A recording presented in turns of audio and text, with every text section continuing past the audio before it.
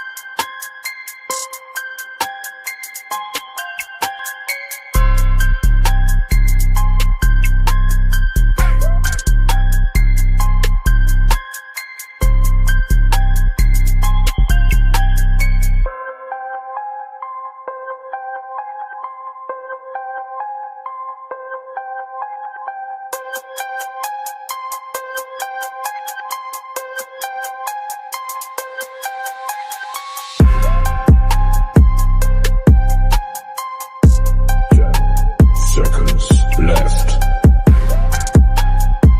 5, 4, 3, 2, 1.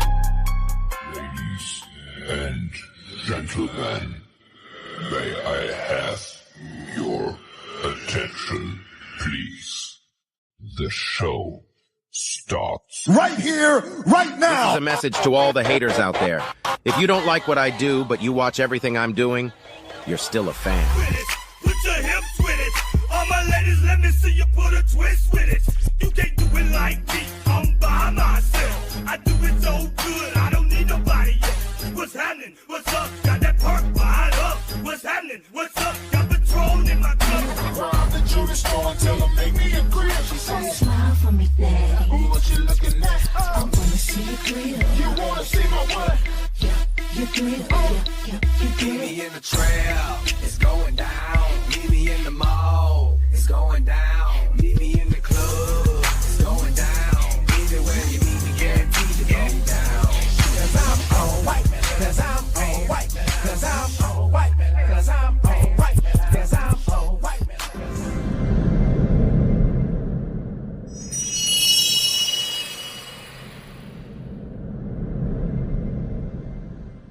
What's going on, everybody? This is your main man, Ox Smooth Baron, and you're tuned in to Hog HQ.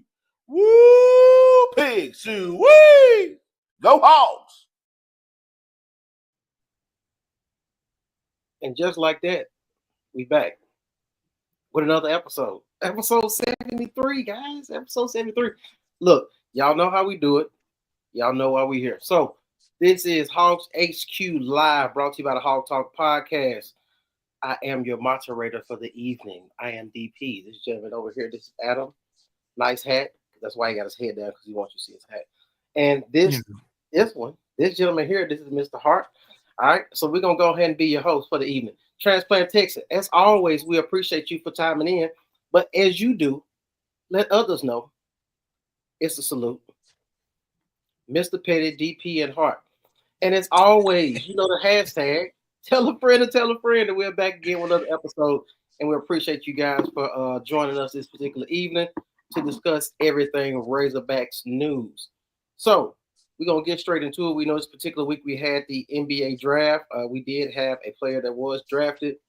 Adou Thiero was drafted to the Los Angeles Lakers. That's a hell of an opportunity to get drafted by the Lakers. Anybody know, side note, since we're talking drafted in Lakers, anybody know who the 55th player drafted this year was? You're going to tell us. I don't even know. But what I'm saying is, last year it was Ronnie James, and everybody kept talking about like who even knows who the 55th pick is in the draft every year. Nobody cares. This year we have LeBron James. Yeah. So this year we have no idea who the 55th pick was. There was no nepotism. There was nothing to be fussing about this year. So I'm glad we can move forward with that. But we do want to give a shout out to the former Razorbacks who have been selected in the NBA draft, and some who have got some exciting news in regards to their bank accounts. So I know we got some video to play at some point, but what we want to jump to first in regards to Pro Hogs. We'll just touch on his birthday today. Happy birthday, Jalen. J-Will, if you will. Okay.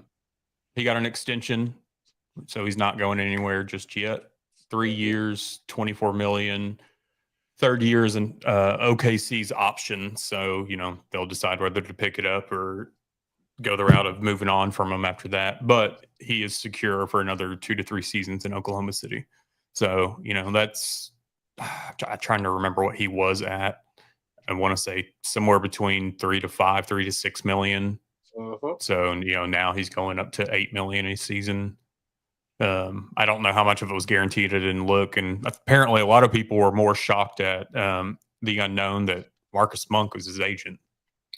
Yeah, so I know one of you guys sent that in the group chat. Yeah, that was interesting. I think Matt, you asked who else was he representing? Mm-hmm. Yeah, had an interesting little portfolio. So that's great for him and his endeavors, his current endeavors as regards to being an agent. Throw to the Lakers up and Jay will re-up. Why didn't he Malik's agent? Sometimes they say you don't mix family with business. So but family had a lot to say when Malik didn't come here. Oh, so that you gonna bring that out? Okay. I mean, and we thought for sure he was coming. I mean, the man ended up playing football, then end up being on the bench for the basketball squad. So we thought for sure. Then moved his brother up. Yeah. So I'm glad because you Mr. Petty. I know you're gonna always bring up the stuff that people. Why not? Right? Yeah. Why not? Why not? Fuck it. I just don't want people to forget. Never forget. People don't forget. Hashtag never forget. And I won't dive into that. Anyhow, you do got a video. Yep. This is Thiero getting drafted. I believe in it. It has a little interview after he did get drafted. We'll talk during it if we want to, because, I mean, this is a lackluster draft, in my opinion, and that's not taken away from anybody. But, we'll play this while we talk about it. With the 36th pick in the 2025 NBA Draft, the Brooklyn Nets select Adou Thiero from the University of Arkansas. Yeah, I think it was a great situation to see him get drafted in real time. As far as the team giving him the call saying he's going to draft him.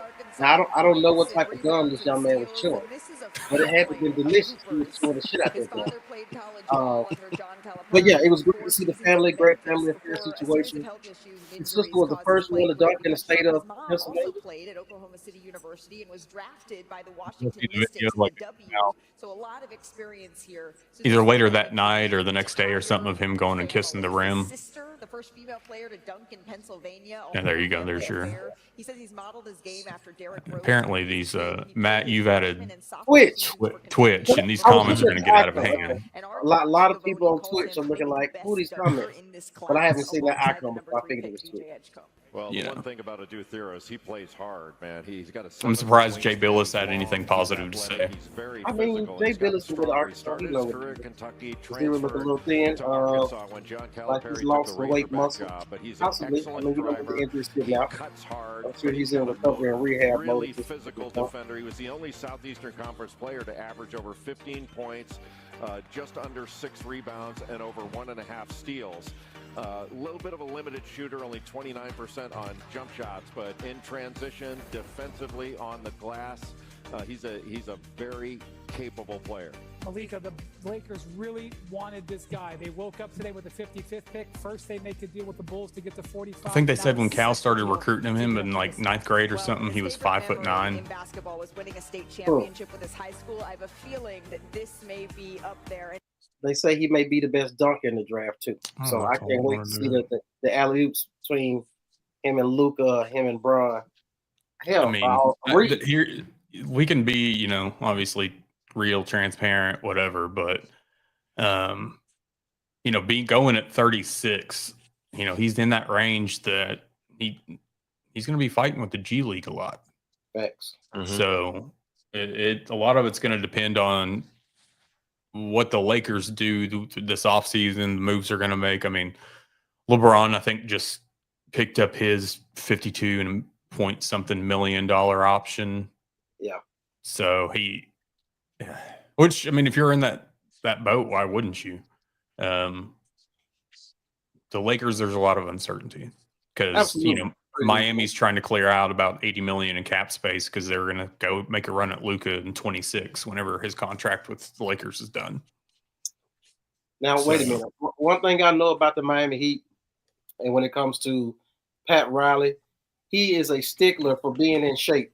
Yep. If you come in overweight, over body fat, whatever, you get fined. You get all that, and that's why some players haven't wanted to go there. Yeah. So maybe you get him on an Ozempic diet. I don't know. But I mean, they're supposedly making that move, but that's everybody's question. I'm not going to say concern, but it's just like Miami is known. Pat Riley is known for not allowing anybody to be overweight. I mean, I'm not saying Udonis Haslem would have been this way, but he was one. I mean, even at his age when everything ended, I mean, he's one of the most in shape players in the NBA. Always was. Then you wonder how Shaq got by. But in reality, though, Shaq after Miami is when he kind of put on the pounds a little bit more. It was more or less some of his time in LA, and then afterwards when he was going on his retirement tour with Phoenix and Boston and Cleveland and everybody else. Yeah, so that'll be interesting to see how that plays out. I do think Luka going to the Lakers was a situation where they knew at some point LeBron was going to retire, and they need to find a future superstar. So in my eyes, I thought it was a situation where they already made up the mind that they was going to keep Luka long term. So who knows how it's going to play out? I don't think you risk what you did. I mean, you were either expecting a championship last year with him, or to get one this year with him. Yeah. You know, it's one of those, because after that, you didn't know where you were going to be with LeBron. So then is Luka our future? Right. Is Bronny our future? And I'm just saying that to poke fun. But who knows? Because, you know, they were one thing that they talked about with Gafford not Gafford, but Luka was they wanted to bring in either Derek Lively or Daniel Gafford. Obviously, it's not going to be Daniel Gafford because he got his extension. I believe his was 3 years, $60 million. Yeah, he got some nice bread. So, but they want a 1 foot or a 2 foot jumper with Luka. Right. So it's one of those that maybe Derek Lively would be on the move because, I mean, Thiero's athletic. He's just a different type of player than those two guys. I'm curious where Thiero fits in. So speaking of Thiero, and you say fighting in the G League and fighting for a spot, if he goes G League route, that means that at some point he's going to do some highlight dunks, some highlight breakaway, right? And at some point it's going to bring some attention. I mean, some type of stuff where he may end up being on some ESPN top 10 type action. So at some point it may come a part of the season where, hey, you know, LeBron is getting older. Hey, he's going to want to do some load management of some sort. Luka as well, maybe. And maybe they may look at their roster and say, okay. And I looked at OKC and their run for the championship and just looking at, hey, look at the younger part of your roster, the guys who are backups, who can really make an impact in impactful games, and who can help you come in and get a bucket instantly off the bench. So he'll be fighting for an opportunity to get on the floor, as you stated. So we'll see exactly how that plays out. But I do like him going to LA, change of pace. See, that's my wife. It's very nice. My wife ain't got nothing to do. Shout out to my wife and my son. That's important. You know what she has to do? She's taking care of your son. That's what she has to do. There you go. You know what? See, Matt, you see what he's doing? I'm gonna leave it alone. Anyhow, but looking at him going to LA, I think it's a nice look. who knows what their roster is going to look like as far as how they're going to move the money with the superstar players they have on the road. So it's going to be real interesting to see exactly how that plays out. But I do like his opportunity to go there. If nothing else, for a rookie contract, play himself into a situation to where he can get moved in his second contract and be able to be an instant contributor to some particular team. I do want to talk about, you know what? I'll talk about it. Anything else? Yeah, because I'm looking at the 2026 draft. Mm-hmm. And I don't know if you guys even seen the projections for the 2026 draft. I haven't really looked at it. Top 3 players, buddy that went to BYU, AJ or D, whatever his name is. AJ DeMansta. Right. So they're saying him because, if somebody's 7 foot, they're going to try to make it the first pick. It was another young man. And then, what's your boy? It meant the dude who's supposed to come to Arkansas that ended up going to Kansas. Nate Ament. He was thrown in as he was thrown in as the third guy. Did he end up at Kansas? Or was it Duke? Bill Self, no. He wasn't Bill Self for Kansas. Hold on. My wife trying to be funny. He's like, she's taking care of your son. Mr. Addo, we like the way you think. Mm-hmm. He went to Tennessee, first off. That's what I meant to say. Exactly. But it was another player. The player that I'm missing, he actually committed to Kansas. Mm-hmm. And they were saying that he was going to be the guy. Surprised they don't have one of the Boozer twins up there, the center, power forward. Right. It's all going to change except for the likes of DeBansta and whatnot, just because I think just like this last season with Cooper Flagg, it's going to be the DeBansta show. It's going to be, you're going to see more BYU games on TV than you've probably ever seen before.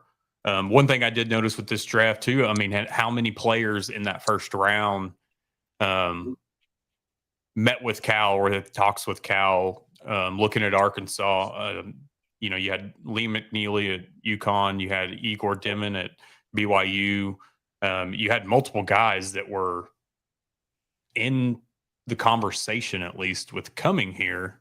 Right. And it was just crazy to see that they didn't, but having those guys in that conversation, that's the caliber of players that we're going to be seeing obviously more and more of. Yeah. But we'll see, depending on what happens this year. I mean, you'll see DJ Wagner up there somewhere. I don't know where that'll be. Not top, but you're going to start seeing him for draft projections. Look, Billy Richmond, Carter Knox. All right. So what I will say is this, and I hope that you're wrong. But I'm saying, looking at the ESPN, ESPN is kind of biased in some sorts. Can't think of the guy. This was the point where I was like, hey, maybe Matt will look on his phone and then go look at the projection. It didn't happen. So where I'm at is this. So Nate Ament was like the third outside guy. Boucher was probably like 5 or something like that. I say all that to say this. I'm going down the list, as you stated, looking for some Arkansas guys. I'm like, Darius Acuff got to be on this list somewhere, right? It's got to be a one and done, whatever. I look down the list, and it's probably around 25, 26. It says Carter Knox at 26. Guess who's at 25?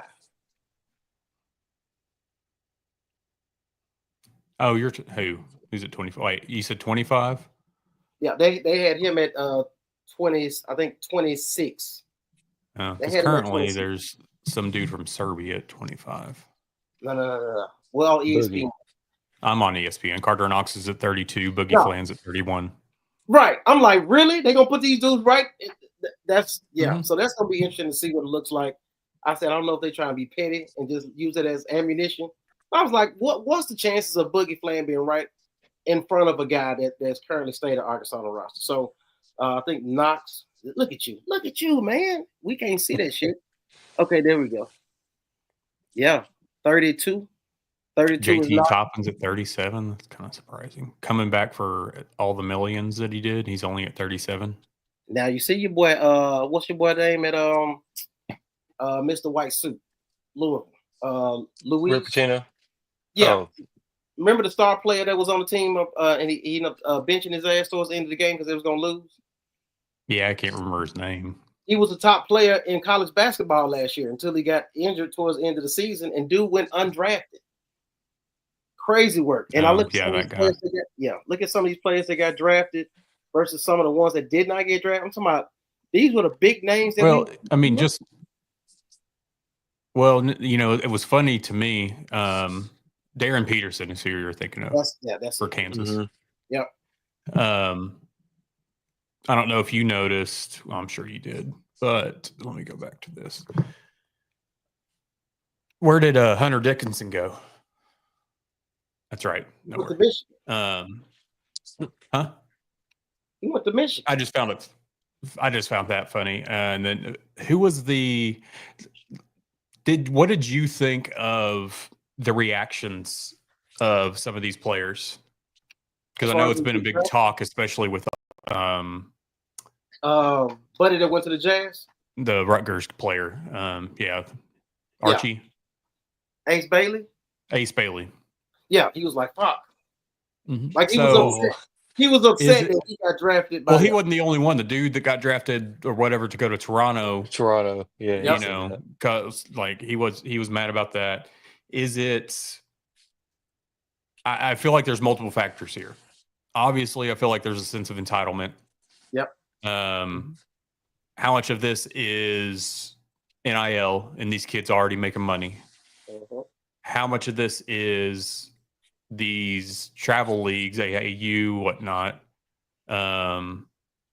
that these kids are like not told no, basically. Yeah. You know, you got a bunch of yes men, your coaches, your parents, whatever. Agent.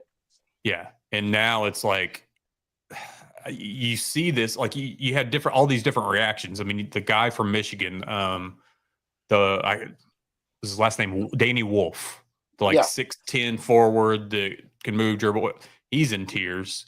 The Duke center that ended up drafted, it was for Phoenix, which I hate the way the NBA draft does. As I said this the other night, they gotta switch it up like football does. Like at some point.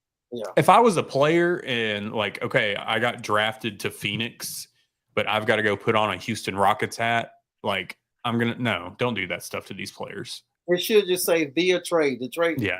We going to that team. Like he's in tears. I forget what player it was he talked about. I mean, they lived off a generator for 7 years.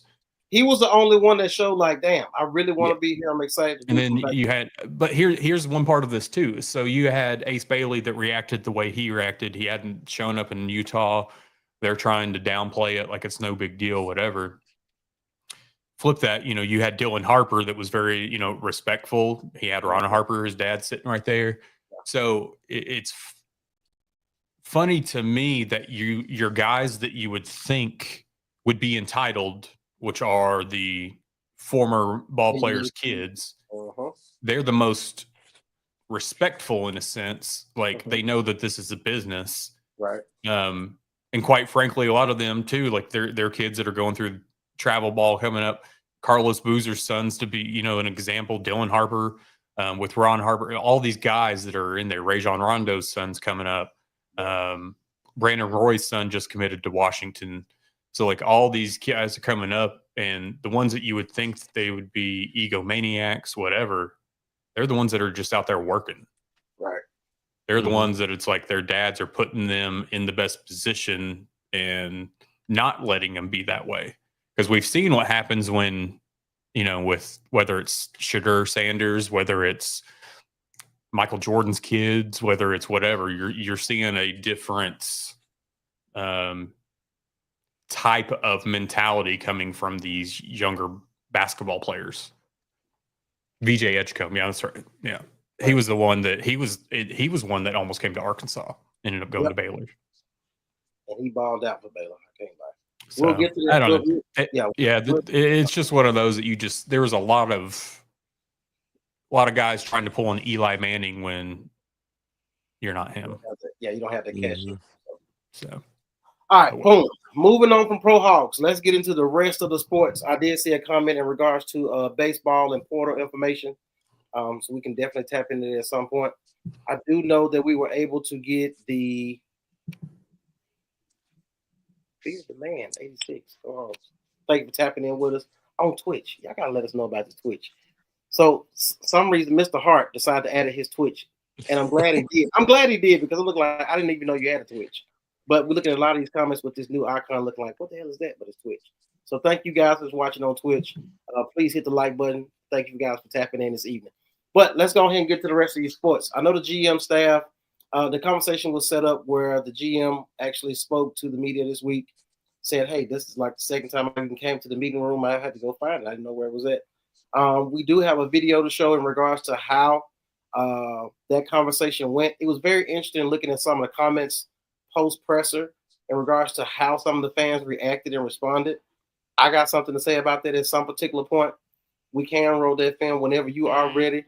But before we do that, let's pay some bills. Stay locked in. Premium Supply. Let's step out of the batter's box for a second and talk about something just as important as Arkansas baseball. Your home. Our teammates over at Premium Supply are the heavy hitters of home improvement. They've got all the tools you need to knock your next project out of the park.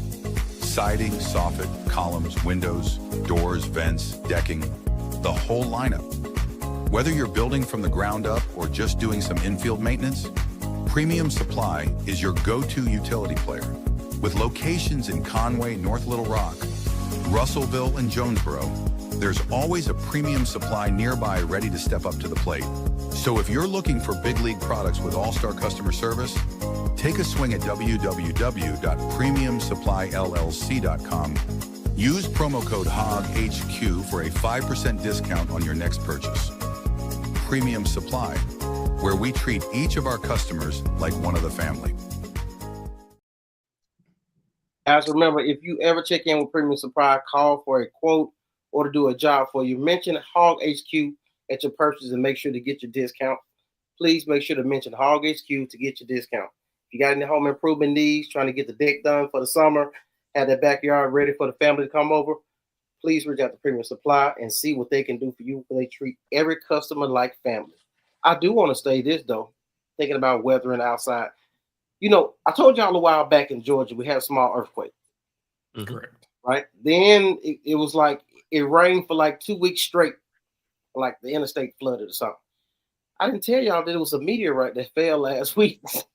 I think I saw that on TikTok or something. I'm just like, what the hell is going on?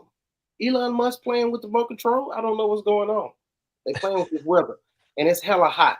It's hot. It's hot in Arkansas right now. Oh yeah, yeah.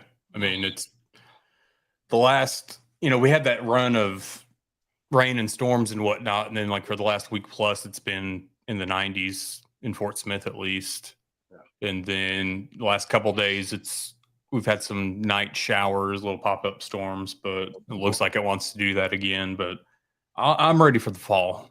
I'm over this, like 92. I mean, Friday night I got off work and it was just like, I'm either going to mow now or deal with it. No, I just went ahead and did it after work because I was like, I don't want to mess with it in the morning. Yeah. Mm-hmm. Everybody knows it's good to mow before you get a good rain, but I digress. All right, boom. Let's get into this GM talk. I was excited to hear from the GM. Once again, it's a situation where Arkansas is behind the 8-ball and always last to figure out some shit. Or they've been on board with it like Razor's Edge and then didn't do shit with it and everybody passed us up. Either way, I'm just telling the truth. But we finally got a GM in place who's going to be able to talk about all the things in all sports and figure out how it's going to be played. One thing I do like to say, never up. Yeah, absolutely. One thing that was interesting to me about his interview, he didn't take no shit. Like, they tried to talk to him like they talk to everybody else that's currently on staff. If I ask you a question, no matter how silly it is, you're probably going to answer out of respect. He was like, we're not discussing it. Next question. Like, moving on. Yeah, he just kept it straight up. He was like, I'm not going to give you the fluff. I'm just going to tell you just like it is. And I love that about him. In that regard, you got the film. We can go ahead and roll it to let people check out what was going on with the GM in the conversation. You know, initially I didn't think I would be.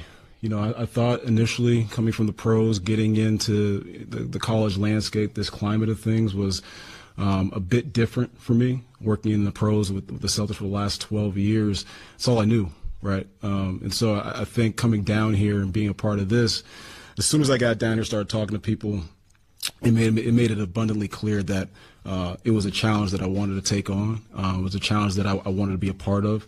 The people that I've been introduced to since I've been down here, the people that are in this office, that work hard every single day, that have held my hand a lot through this whole for our last 2 months here, have made it really, really easy to kind of be a part of this and say I made the right decision. Yeah. Can you tell us how you stand and how you see the structure of your staff? Well, I don't have a staff in place, and I think we'll go over that as when the time is right. I do think we've gone back and forth about a few positions that will help us in the long run. But talked to a few people. I'll be honest about that. We talked to a few people about different things, and I think it's about getting the right people in to help us out and be a part of this because it's important we get it right the first time. So we'll get the right people in, and when the time is right to disclose all that, we'll let you guys know. I think we got to just find the right players. Right. I think overall, when you're competing with money, the money is the money. I think at the end of the day, we got to get the right people for Arkansas. I think that's the biggest thing. And our fan base wants us to be extremely competitive. I'm extremely competitive. All of our coaches are extremely competitive. We're going to get the right players for Arkansas. That's the most important for us. We'll compete with some of the money issues that are going to be out there. I think a lot of the cap stuff that we're going to see going forward is going to level it out a little bit more so that we can compete from a money standpoint. But I think it starts with the players. We got to get the right players for us. Yeah, pretty much. And when he made that statement, I was like, maybe some players that go to Georgia and Alabama are not for Arkansas. Maybe Buster has a point when he keeps talking about Arkansas's 3-star university and talking about these guys. Remy looks more like a football player. Yep. Will help since he is officially the buffer for Pittman. Per Sam's last press, absolutely. A lot of conversations Sam Pittman is not privy to. He may not know all the ins and outs of it. At the end of the day, he's the CEO of the football team, and he lets his coordinators do their job.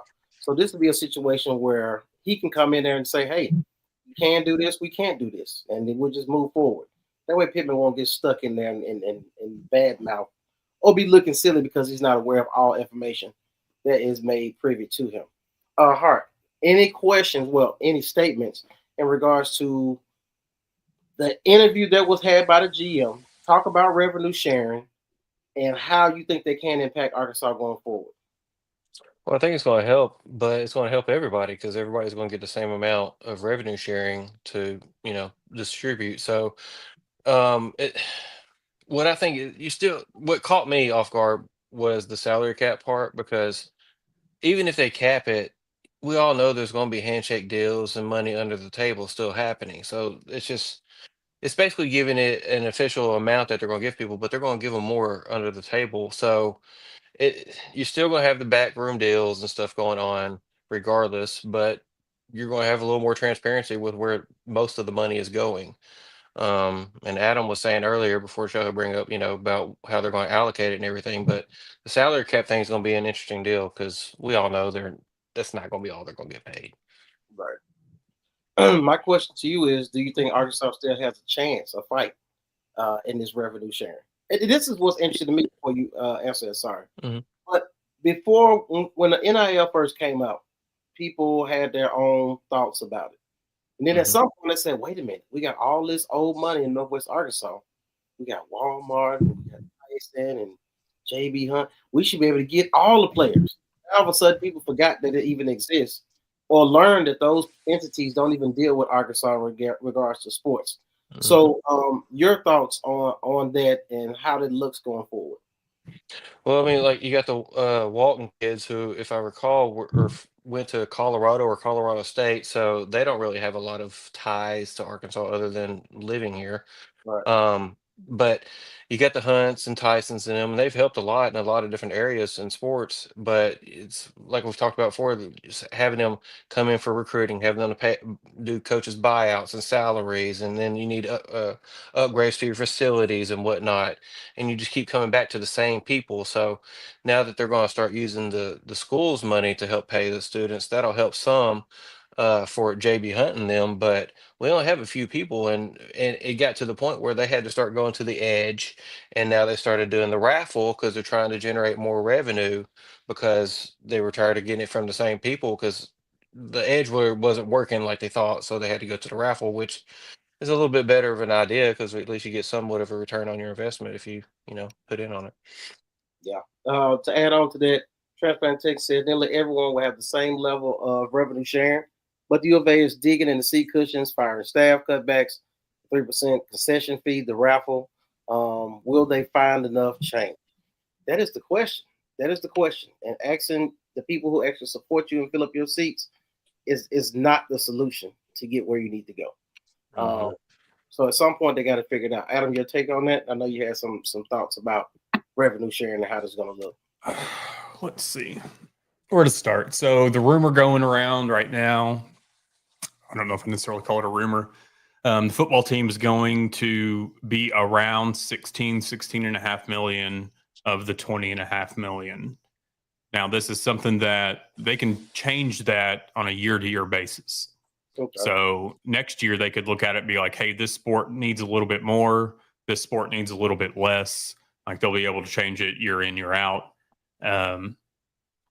It's one of those things that I'm still on this boat, and Matt touched on it, that everybody else gets the same dollar amount.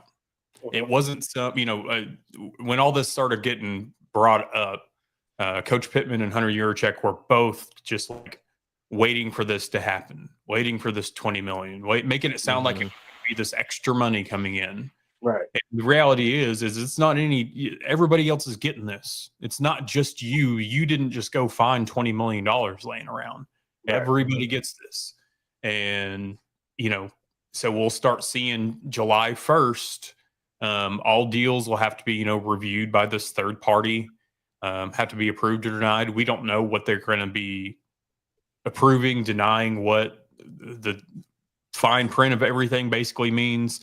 They need to have a business plan with these NIL deals. There needs to be proof that there's actually the players are actually doing something for this money from whatever company, whether that's an agreement to do signings, whether that's commercials, whether that's whatever. There has to be proof of it. I still think all that's a gray area. And, I wondered how many of these companies and players would go ahead and get hey, we're just going to go ahead and pay you out that money before all this starts. Because even past deals, the payments have to be approved. So even if you had a deal that started 4 or 5 months ago, well, starting now, your payments still have to be approved. So I think we're going to be into some muddy waters moving forward with this.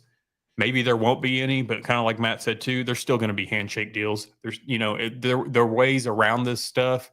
Is going back to how they tried hiding it for so long. Right. They're going to do everything that they can that's illegal. And we'll kind of get into some legalities with recruiting here in a little bit.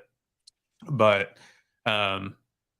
they'll find ways to do it, whether it's McDonald's sacks full of cash, whether it's envelopes in the locker after a game, whatever. They will find ways around this. So it's almost like we're going to revert back to how things were, but then we're still throwing in revenue sharing and NIL. So the players are going to get even more money because of the revenue sharing. So in regards to revenue sharing, and this is for my clarity, revenue sharing and NIL, what do we call NIL? Who's the people? What collectives, right? Yeah, so the collectives, the companies that give them the deals, whatever.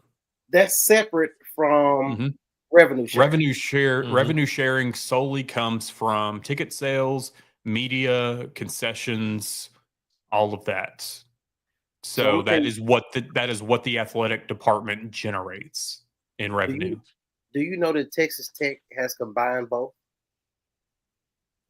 You have to keep them separate. They found a way around. They've done it. They found a loophole with it. Right. Yeah. Before somebody came out and said it out loud. I'm just looking well, and that's why we saw, and it's kind of like Texas Tech is doing what a few months ago, I believe, on here and on Hog Talk, we had put up a video of, and it was I forget who the guy was, but he basically talked about the billionaires that are wanting to buy college football teams. They just want to buy 51% so that they have the ownership stake of it. but then that would give these athletic departments basically the money to, whether it's your facilities, whether it's your stadium, whether it's this, that, and the other, but they wanted 51% of it. And everybody's like, oh, no, that's not going to happen. What do you think Texas Tech is doing right now? Right. They're not coming out and saying that he's the owner or whatever, but you now have this oil and gas billionaire that sold his company that has now started your collective that has single-handedly taken over every bit of money that Texas Tech has. Why do you think Texas Tech just had a softball pitcher get $1.4 million in NIL? Oh, yeah. Things like that. And more power to them because they have that ability to. I'm not mad at them for that. I'm mad at Arkansas for not having that. Or because if you talk about major programs, let's be clear, we're talking about football for the most part. You think about the Clemsons, Alabamas, Georgias, Ohio States, whoever. When you say Texas Tech is on the same level to Arkansas, if you ask me.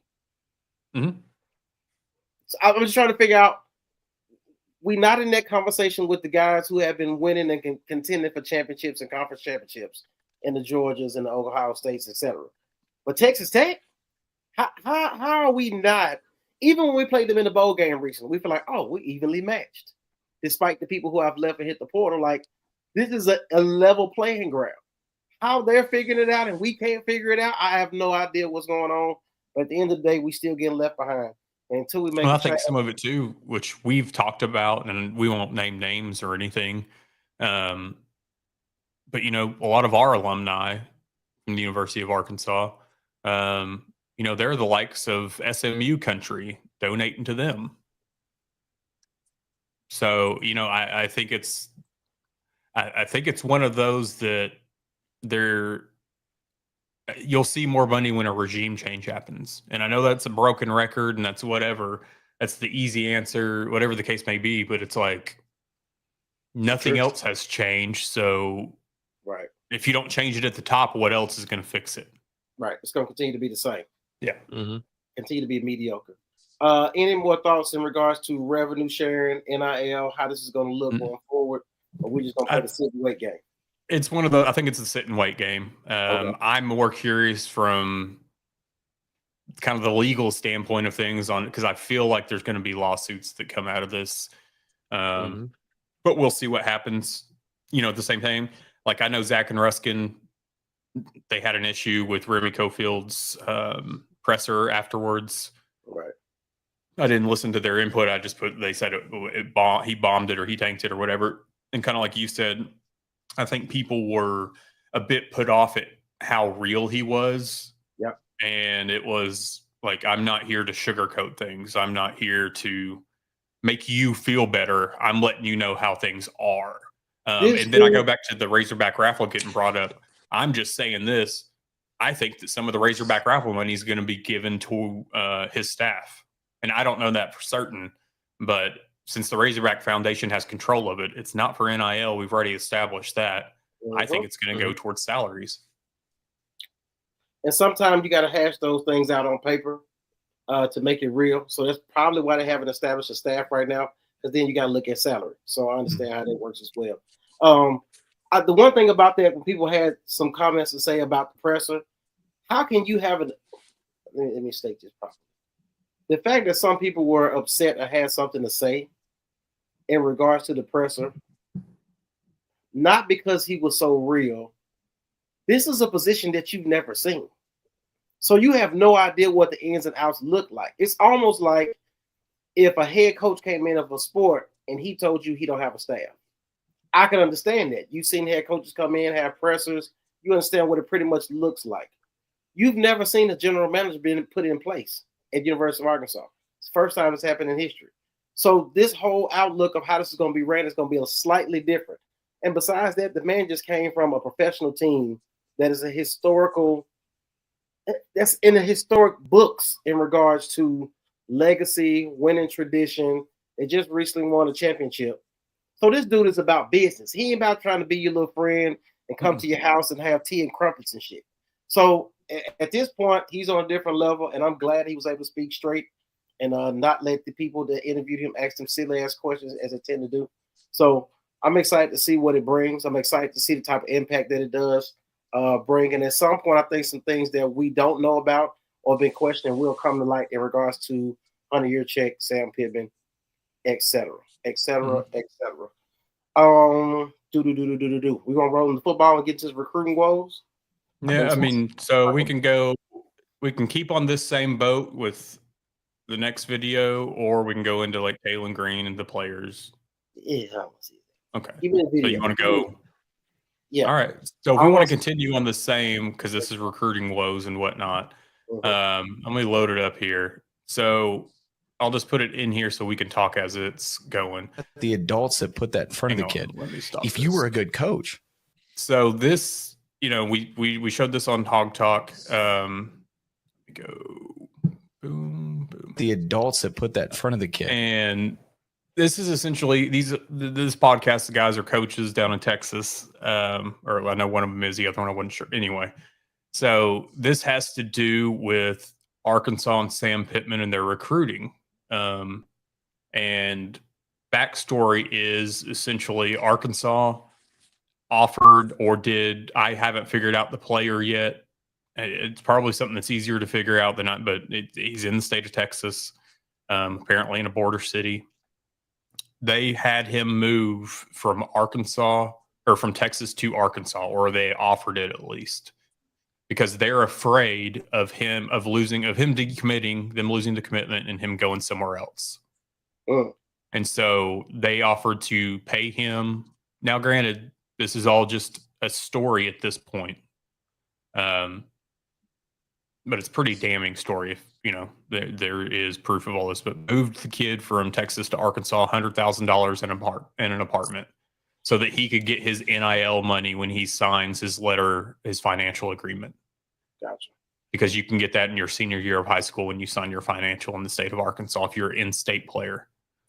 So essentially, and I'll play this in like not the fact of them doing this, but what this coach says about Sam Pittman and Arkansas coming into his school and taking a player from his roster who is still playing and taking them off that team.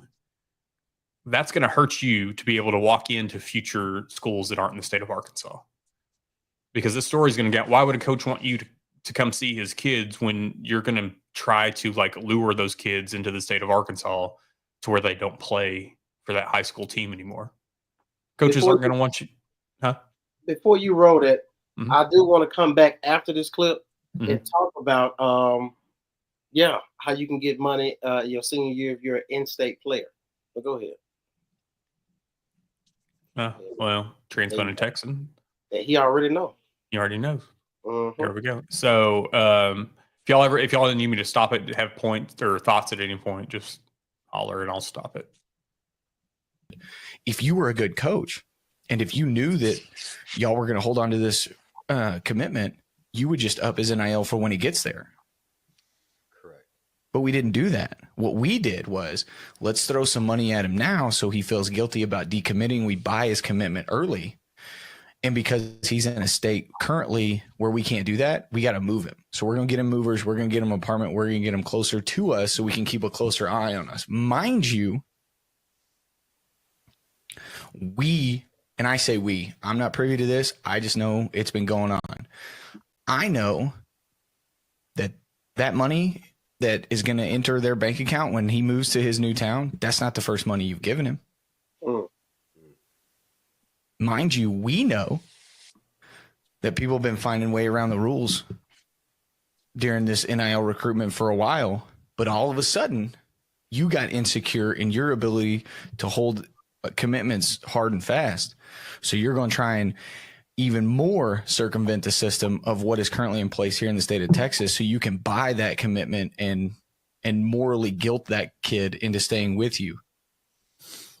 And the harsh reality of it is, right, wrong, or indifferent, I've never met Sam Pittman, but he's on the hot seat right now, and this is a bad, bad way to get out of it. Because if there's one thing that you can attest to and that I can attest to, his story's going to get out. And a lot of people are going to know that they did this. And it's going to make it real hard for the University of Arkansas to come, especially if you're in a state that borders, or if you're in a city that borders another state where NIL is legal. Coach, if I let you walk these hallways and recruit this kid, how do I know you're not going to convince him to leave me? Yep. And that's the harsh reality. Those are the details. Those are the specifics of where we are in high school recruiting for college football in the modern day. And again, don't blame the kid. Totally understand. If somebody told me when I was 17 years old, I'm going to give you $100,000 check and a free place to stay, shoot, where are we moving? No, facts. I mean, so we will actually have on Hog Talk tomorrow at 6:05. Travis McClain, he was the one speaking right there. He's going to come on and talk with Porter and I tomorrow night for some more insight on NIL and high school recruiting and all that. So you gotta watch that. We gotta watch that. Y'all make sure to tap in to the podcast. I mean, the biggest thing I took away from that is, not even the NCAA discipline actions. It's not any of that. It's what he said just from the landscape of recruiting is, why am I going to let you walk into my hallways? Why am I going to let you come visit my team when you're going to try to take a player from me? Right. And you don't think he's going to go to whatever coaches meeting coming up for high school football and whatnot? High school convention, coaches. Yeah. That's definitely. And I know that there's other players or other teams doing up. I would honestly expect this from an Ohio State, from a Michigan, from Ole Miss, from whatever. But my thing with it is you're doing this. Let's be real. Let's be frank, because that's what we do. You don't keep the high schoolers that you get to come here anyway. So this kid transfers out in 1 to 2 years. How does that make you look? You're a 6-6 football team, and this is what you're doing to go get a 3 or 4 star. I mean, well, see, here we go. And let's get into the recruiting goals. You can't even get the players that's in state. You can't even get the top 5 players in your state. Oh, speaking of that, I'm glad you brought that up. Yeah, I had to. Let's go ahead and get them slides and pictures going. There you go. Because we got it. You can continue. You want to go 25 or 26 first? Let's go 25. Let's go 25 first. It's processing. But here is your... Because I think the 26 class is supposed to be an even better class as far as talent. So here's your top 20. Here's your top 10 in 2025. So, we had Kern that went to LSU. Grayson Wilson is at Arkansas. Marion Robinson, OU. Daniel Anderson, Northwestern. Quentin Murphy, Arkansas. Marcus Wimberly, OU. Braden Walton, I don't know what's up with the NA. I don't know if whatever. Antonio Jordan, Arkansas. Cam Settles, Arkansas. Dwayne White, I can't see the logo because of it's like Coastal Carolina. That's what it looked like. But you've had an issue keeping your in-state players. Now here, like we've talked about before, and Buster's been pointing out, and I have to agree with him in some points. So a lot of times I don't, a lot of times I do. Right. But the fact is the state of Arkansas is not producing high caliber talent. And I'm not trying to knock any of these players. We've said it for a long time now that Arkansas is behind when it comes to football development. And I'm one of those, hey, if you're not getting them in state, get them somewhere else. Who was the guy? I think we had a 4-star earlier today or yesterday that we I'm looking at the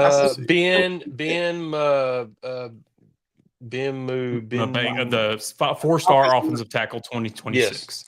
Yes. And DP, do you want to? You said you wanted to touch on what Pinto said, and so looking at that, I seen it on Twitter. We was talking about it. I sent it to you guys, but to get a 4-star from another state, and Pinto, everybody know if you on Twitter X, you know who Pinto is, but Pinto stated in his response to that, hell, if you can't get the top ones in your state, at least give me some from I think it's Georgia, Florida, and Texas, something like that. So if you don't get the top guys in your state, and let's be clear, a lot of these players are not being properly developed in high school. A lot of money is not being allocated around the state. It's being basically penetrated in 1, maybe 2 areas within the state. Other than that, these are homegrown guys who just have God-given ability. They have great coaches on their staff that's developing these guys into great players. So when they transition into college game, then they have an opportunity to play. They won't be a bust. But I remember Malvern had Dupree, the running back from Malvern. At this point, he ended up going to Colorado State, and dude ended up coming on, had a nice little end of the season run at running back. But for him not to get picked, I think about the time when I was coming through school and Cedric Houston. I know we picked Dearest Howard and Cedric Cobbs and somebody else, but Poole. Poole, right? What was my guy name that went to Memphis from Arkansas? Cedric Houston went to Tennessee. He played for the Steelers at the end of his career. Yeah, it's the running back. Williams, D'Angelo. Yes. D'Angelo. Carolina Panthers. Right. Yeah. So who he's known for, Carolina Panthers. Yeah. I said he played for the Steelers at the end of his career. Yeah.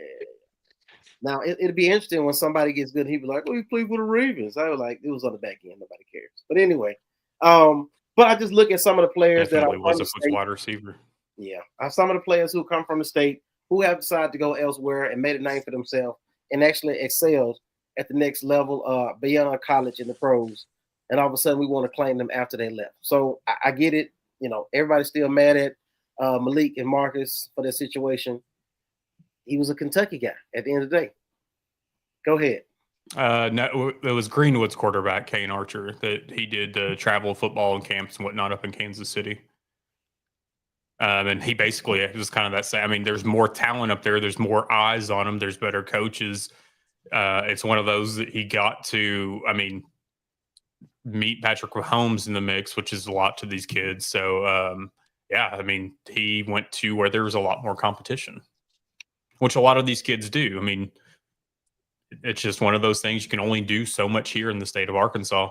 That's kind of like it was a surprise, on this year's 2025 recruiting class, but he's a freshman on this year's team for Arkansas. But Antonio Jordan from Warren, I mean, he was number 8 in the state of Arkansas. I think he ended up being 3 or 4 or whatever star, but he never went outside of the state of Arkansas for any camps or anything, or he would have been higher. Correct. And Arkansas may have not gotten him in that aspect. But players aren't coming here for football camps and for, travel, whatever else. They might go up to the U of A because it's, an Arkansas Razorback camp or whatever, but they're not going to 7-on-7 tournaments. They're going out of the area for those. Yeah, they're just coming up for the Woo Pig picnic, and I don't think they even do that shit anymore. But this right here, the 2026 class, we've already lost number 1, number 2, number 4, number 5. So Terry Hodges is your only bet to not lose your entire top 5 to other schools. And it's one of those, you've got to take it. You got to figure out which side of this you want to be on. Do you want to keep all the in-state kids and what's going on? Or are you cool with losing all the in-state kids because you are getting those players out of state? And Hodges is a running back. This is interesting. Brian got 3 players on here.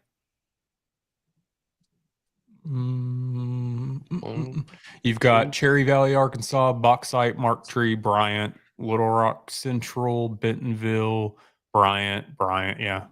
I'm trying to figure out when was the last time you had players from those areas. I feel like Bryant's been coming up. I mean, Bryant's been having hella teams for the past couple of years. Bryant. Because then here's last year's. Let me take this off so I can see all the. Because in last year or this year, you had Marion, Maumelle, Parkview, Bryant, Parkview, Bauxite, Ashdown, Warren, Parkview. Yeah, so So it sounds like in Central Arkansas, it's Parkview. If you don't have Central Arkansas, it's one of those like we've talked about dipping into Louisiana, Memphis, those areas or whatever. It's like, yeah, but here's also the key part of your state. I get you want to go get those other guys, but hey, these guys are on the way to those places. I want you to pay attention to this. Where is Bauxite geographically? Central Arkansas. Near Benton. It's near Benton, between Benton and Sheridan or Poe area. What about Warren? South of Pine Bluff. Prescott. West I-30, near Hope and all that. Texarkana. Go to 2026. I'm trying to see if y'all can see what the hell I'm getting at. that they're all in the southern central. I don't even know But what the they're hell not. Cross County is. That I don't Huh? know. Where's Cross County? Cherry Valley. Not Fort Smith or Northwest Arkansas. Okay. Mark Tree. So Cherry Valley is south of Jonesboro. Okay. Mark Tree. Wait, I you know. know, and if for y'all sitting there that are like, I can't believe you don't know where these places are. Southeast of Jonesboro. So yeah, I mean, that's why we're talking about Little Rock, Memphis. I say all that to say this. Let me get this out. Let me get this off my chest. You wonder why the Little Rock games hit different than the Fayetteville games. You wonder why, even though you may have a losing record, people will still show up in Little Rock to your games. You're not showing love to the central and southern part of the state in regards to pulling up and holding camps. In regards to who? Are you backing the Little Rock games now? I'm not backing the Little Rock games. I am having an issue with Bring recruiting. your water. Bring your own water and your apples if you're going to Ward Memorial. But I do have an issue with them not recruiting those parts of the state. Don't just go to Benton and Bryant because they're popular now. Don't you? How are you not going to Ashdown? That the border between the last part of Arkansas going into Texas, it's so many recruits to come out of there. Right over the line, Sulphur Springs, Liberty Isle, Texas High on the Texas side. Where my boy come from? Mr. Ryan Mallett? No, the other one. No, he was the defensive man for the Buffalo Bills just got drafted. Jackson. Landon Jackson. Jackson. Where is he from? Texarkana. See what I'm saying? Texas. Then he had another dude get drafted on. They was the dude for Oklahoma State, the linebacker. They played on the same damn team. How are we not recruiting these players and they going major getting drafted every other year? How are we not recruiting these? That's not far. Memphis is not far. Tulsa is not far. Hell, we don't. I mean, if you're going to Texas and paying $100,000 and buying apartments for this guy, why aren't you doing it in Oklahoma, in Tennessee, and all the other states? I just got a problem with this shit, and it's sad to watch in real time. I think as a realistic Arkansas fan, I understand what's been going on. Yes, I want more. So sometimes when Buster get the bitching and complaining about what's going on, I be upset with him sometimes, but sometimes he talking that real shit, and I can't be mad at him. It's just sad that we're at the point to where we begging players. It's no want to for players that's in the state. I think people have fell out of love with. The younger generation doesn't have a memory in their childhood where they can say, I remember when Arkansas was. Bobby Petrino was here as what, 2011? 2007 to like 2011. So these kids that are now, we're in the recruiting realm of juniors, seniors, whatever. I mean, what, if you were, say, 17, 16, you were, Bobby Petrino was already here when you were born. You were born in his first year or two at Arkansas. See what I'm saying? You don't remember that. You remember Brett Bielema as your earliest memory. Exactly. Darren McFadden is a myth, or is the man, the myth, the legend. Right. So it's so hard for them to even have an attachment to the university when one, they stay in southern part of the state. There is no interaction with Northwest Arkansas unless you just plan to go up there for a weekend. You know who number 5 is to a lot of kids these days getting recruited? Rakeem Boyd. What does that tell you? Oh, no. That's just crazy. It's a problem. You say, hey, here's number 5, Rakeem Boyd. That's number 5. Oh, yeah. Justin, I'm glad you were here. I see you. Yeah. It's real. And if you're going to do the good old boy system, get the good old boy's sons and their nephews. You're about to lose another Lindsay. That's about to happen again. Like at some point, it's got to stop. And it's going to start with the right athletic department and the right head coach. And whoever the financial backing is, they have to support whoever the head coach is. At this point, you clearly have showed us you are not interested in Sam Pittman. You are not willing to write a check and put behind what he's put on film thus far. My whole thing is just, so all this money and whatnot that we talk about, like, we talk about however they want to donate it and return on investments and like this, that, and the other. If Arkansas is good, you're going to get your money back. The way I look at it, if you're one of these donors, whatever else.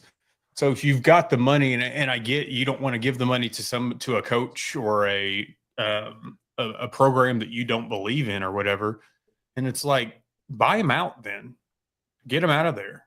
Yeah. We saw John Tyson do it for John Calipari. Now, it was Musselman leaving that sparked that, but it's one of those things that it's just like you'll get your money back in the sense of the program, the athletic department making more money, bringing you more business to the area, to the state. Mm-hmm. It's just, I don't get it. I don't understand it. I don't think it'll ever be fixed in football for Arkansas. Let me agree. Central Arkansas football coach just rotated amongst the same schools. The coach that was at North Little Rock went to Parkview, went back to North Little Rock. If y'all remember, I can't think of his name. I can't think of the gentleman's name. But he was involved when KJ Hill was at North Little Rock. They was balling. I think there was a whole situation with Nike and money or some underhand shit. He disappeared for a minute, popped up at Parkview, got him balling.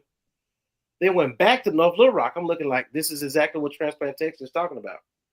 And I'm just looking like what is going on at this point? We got coaches in Northwest Arkansas who just get paid to coach. And then you get coaches in Fort Smith that kind of like we talk about the good old boy system or whatever. Northside's coach gets fired for them not winning, but Southside keeps their coach, and he's got the same issues, not winning. Yep. Coach Bowden, thank you, man.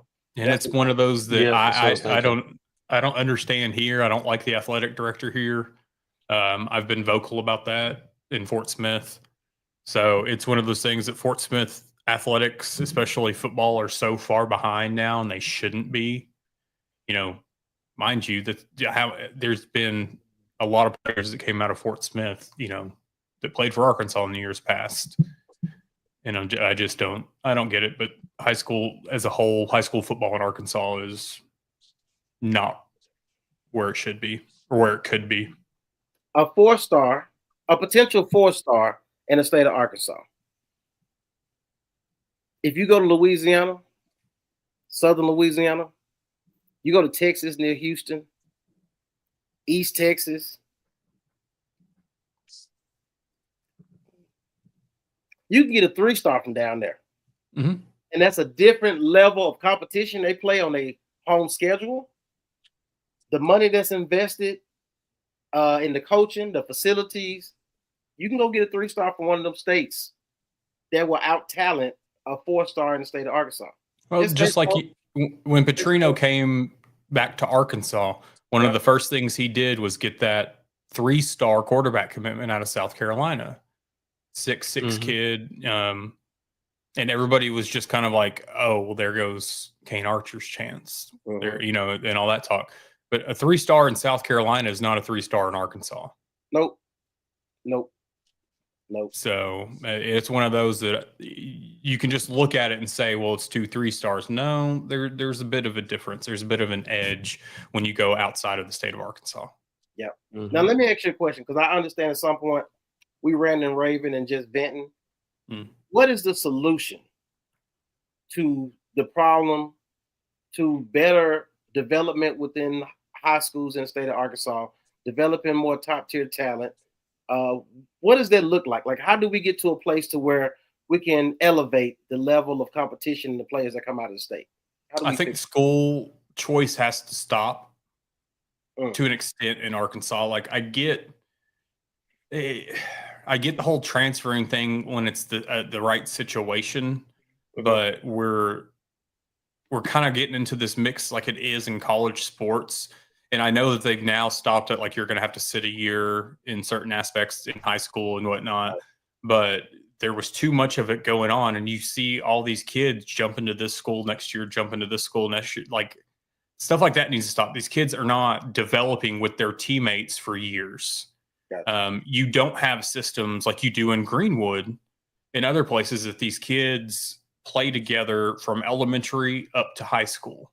Yep, it's a system. It's a system. I feel like the Fort Smith is trying to get better in that sense of starting with the Grizzly Cubs and the little Mavericks. They're elementary age teams that aren't just directly out of the boys club. But I think the transfer stuff has hurt. The coaching is moving around so much has hurt. Before you had coaches that were at your whatever school 10, 15, 20 years, and now it's every 3 or 4 years coaches are changing. I remember. Yeah, and it's especially detrimental to players in basketball, in my opinion. I saw it firsthand here at Northside and Fort Smith. And I think that these coaches coming in, what they're doing is they're pushing some of their players back, because then there's that time period that they don't have a coach that's like sending out their tapes, that's doing this, doing that. And then they're changing their systems. So then the players are having to learn a whole new playbook, whole new system. Everything is about me, and it's not about the team anymore. It's not about the play. It's about the individual players. It's about the individual coaches. It's no longer about teams. Gotcha. Hart, you can speak to this, and I know we run a little late. Do you remember the Pine Bluff Zebra teams of yesteryear? It was a point to where, you had Basile. But all of a sudden you start hearing about all these other players on the team. Like, damn, who is that playing defensive end? Who is that linebacker? Who is that safety? So what was it? Greg. Greg went to Arkansas. Went to Pine Bluff, then went to Arkansas. And played for the Panthers. The Panthers is hot. There was 2 players we're talking about for the Panthers. And then we started seeing a rivalry game. So what it was Pine Bluff and Whitehall, you had Ron Johnson. You start finding out about different type of players based upon teams being stacked because they had 1 or 2 said players. You really had teams. The teams of yesteryear, Little Rock Central, those are different type of teams. The teams at McClellan back in the day had players all up and down the roster. So it was a time where, like you said, you had Coach Scooter registered at McClellan, and it was a system. He can plug and play some of the best players, a quarterback, offensive line. You've seen players being developed and getting an opportunity at D1 school. So this is different. Adam, you want to take that? Which is easier, travel off-season football or basketball? Less equipment for basketball. Thus, Arkansas school athletics have become more basketball focused. It's one of those, though, when you get into, travel off-season football, you're really just doing 7-on-7 in camps. So I look at it, the football is always going to be more difficult than basketball is. Because, basketball, here's the thing, too, with basketball is a lot of these players with these travel and circuit leagues, they're not practicing during the week, because we've talked about that. That's a big issue, because you can tell the travel players versus non-travel players, they don't practice during the week, but then they run 4 to 6 games on a Friday, Saturday, Sunday. On the circuit, yep. And then they come back and, whatever else. So it's one of those that they're both difficult, but a football, you don't have as much access to it. You're just doing 7-on-7 for the most part, or camps. I think that with basketball, you have more options. There are more teams. And there's a lot more training programs that are done throughout the year that also have travel teams with them. So football, hands down, to my opinion, is the more difficult one. And I think we're getting into a day and age, back when I was in school, probably when y'all were in school too, you had dual sport players. You had, which you still have it now, but it was okay. We had the guys that came over from football into basketball. Yeah. One, I'll name drop right here. Like the guy, he was below me when I played at Northside, but Cody Burns, Northside's quarterback, went to Auburn. Former wide receiver coach for the Saints. I believe he's at USF now, or UCF, one or the other. But we played basketball together at Northside, and he would come over after football season. And it was one of those that they have to get into basketball shape because it's different.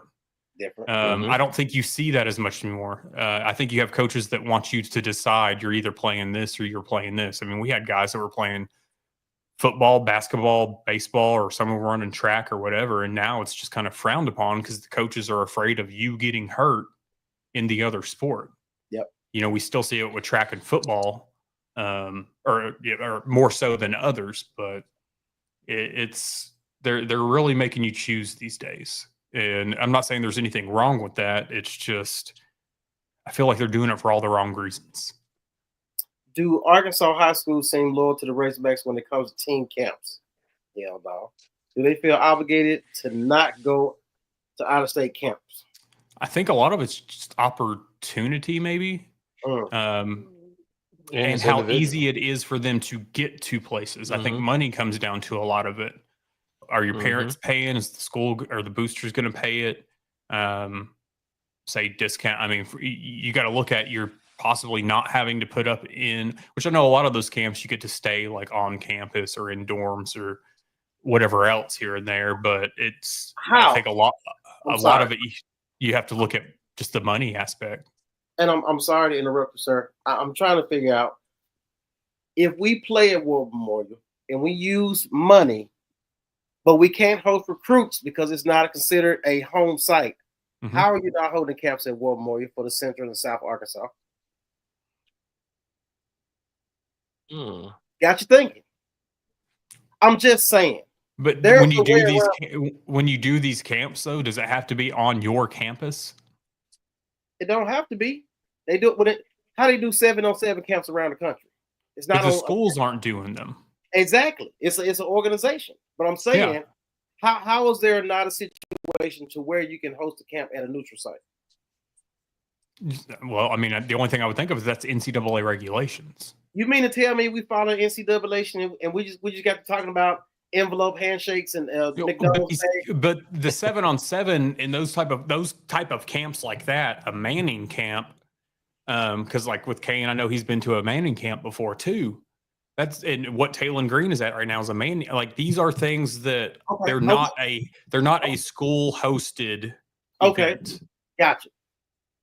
If Darren McFadden had a camp, yes, he could have it wherever the hell he wanted. And he had it in Central Arkansas. If he had a relationship with the university, you don't think they would be influenced to get more players that you're trying to recruit to the camp? If he wasn't technically on the school's payroll, there's nothing they could do about it. It's just like right now that we see that would be the same thing as when, like I know here coming up, we have Jalen Williams having a basketball camp here in Fort Smith. I mean, it's the same. Darren McFadden having a camp would be the same thing. He's not monetarily tied to the University of Arkansas, so he could still do it. He could still rock an Arkansas jersey or shirt while he's there. Chester said UCA hosted an All-American camp recently. Yeah, you know who else UCA got? Cash Archer. Oh, you know who else UCA got? I believe 1 or 2 NFL draft picks. This last NFL draft. So used to have a Little Rock camp several years. See, they have these camps, but they're not tied to the school. So I think we're kind of on different. How do you know Anthony Lucas? From you're not from the state of Arkansas. From the Colts, and then I don't know who he played for. You a damn lie. You remember him from a Razorback uniform? Do I? Can you prove that? Yeah, I can, because I can read your mind. Right now, you're thinking petty thoughts because you're a petty motherfucker. See how you sit down? See that, man? Yeah, I got it. Congratulations, you played yourself. There you go. Yeah. There you go. All right, look, man. We can ramble all night long about this. Yeah, it's been going on for a while. Yeah, I know, but it's frustrating. So, I do want to say this as we get ready to shine up out of here. We are going to start summer sessions, which is a talking season where we get a chance to bring up these lists, bring up these conversation things that's going on outside of said season campaign, and kind of just figure out what the season's going to look like. I didn't see Ty on here this week. Ty, I'm disappointed if you see this. I didn't see you, Ty. Somebody from, you know what? I'm not going to click on it. Oh, Justin got the Hog HQ team camp at War Memorial 2025. I like what you're thinking. Now we need somebody to cut a check. I know some of y'all got some deep pockets. We can start a raffle. Maybe we can call Bet Saracen. I don't know. Let's have a GoFundMe. There you go. Something. Anyway, to say all that, we're gonna go ahead and start chiming in. Adam is currently working on some graphics. So as you see the top and the bottom of this screen as you watch us this evening, those things will be changed up. We got some nice little graphics that he's working on right now, getting our input on those things. Didn't I show a teaser last Don't show? do it. They don't need to see it at this point. We got to shock them one day. So a lot of things he's working on right now and getting our input on it as a group. And it's looking real good, looking real nice. We got some things in place that we want to do. As we stated the other week, if you guys have some ideas you don't want us to talk about during the talking season, please chime in and let us know. This dude is crazy. Not you. We appreciate you. Show me the money. That's a premium supply. They already did their part, and we thank them for premium supply in their regard. Anyhow, we are out of here. That's the outro music. Tell a friend. We are back next week with another episode. Come check us out, Hog SQ Live. Share that with your people. We out of here, man.